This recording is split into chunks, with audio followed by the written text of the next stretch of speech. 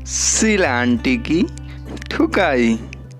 Hello दोस्तों, मेरा नाम लकी है। एक दिन ऐसा हुआ कि मैं दुकान से कुछ सामान लेने गया था और मेरे पास पैसे कम पड़ गए थे। वहीं एक महिला खड़ी थी, उनका नाम शीला आंटी था।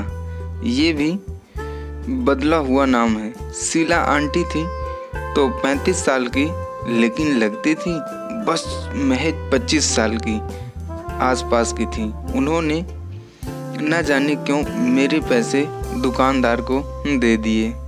मैंने उन्हें काफ़ी मना किया, पर उन्होंने कहा, अरे डियर, मैं आपकी बिल्डिंग के बगल वाली हूँ, बिल्डिंग में रहती हूँ, कभी भी आकर लौटा देना मेरा पैसा।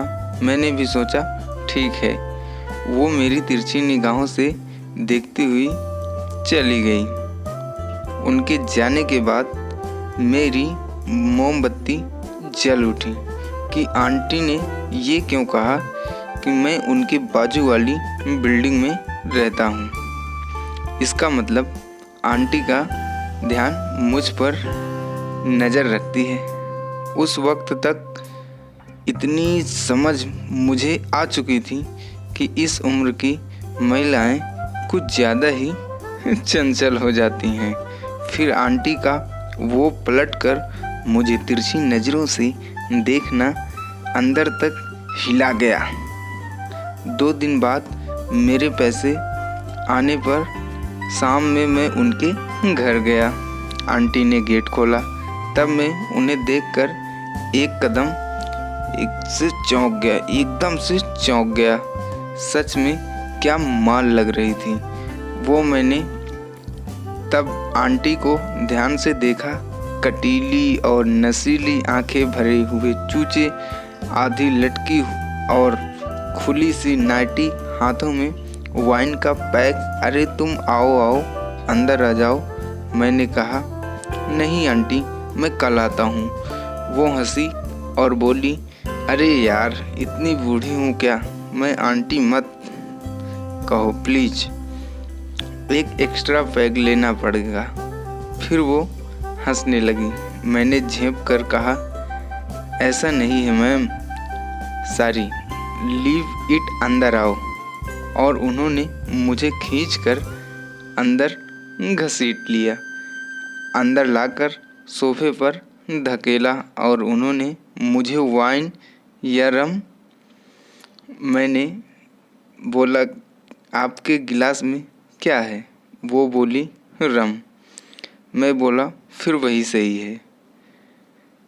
वो फिर से हंसकर एक खाली गिलास में रम भरने लगी।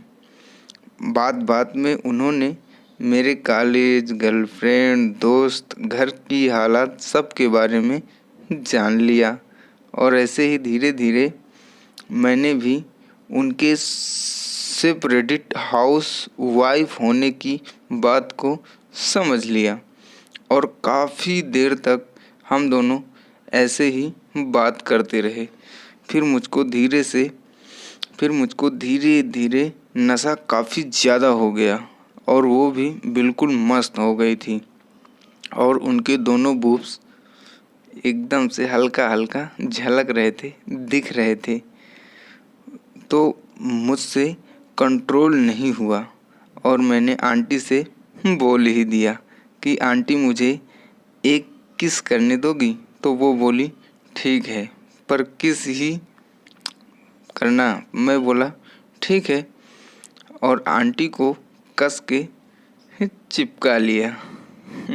धीरे धीरे आंटी बिल्कुल रोमांटिक मूड में हो गई और फिर मैंने भी उनके दोनों बूब्स को दबाने लगा। काफ़ी टाइम तक ऐसे ही चलता रहा।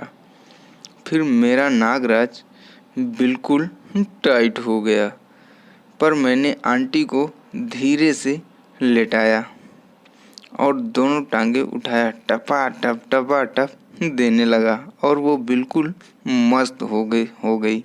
बोली कि आपका जब भी मन करे तो आ जाया करो। उस दिन से आंटी को आए दिन मैं पेलता ही रहता हूँ। जब भी उधर जाऊँ दोस्तों उनके घर तक ज़रूर ही जाता हूँ। दोस्तों चैनल को सब्सक्राइब ज़रूर करें।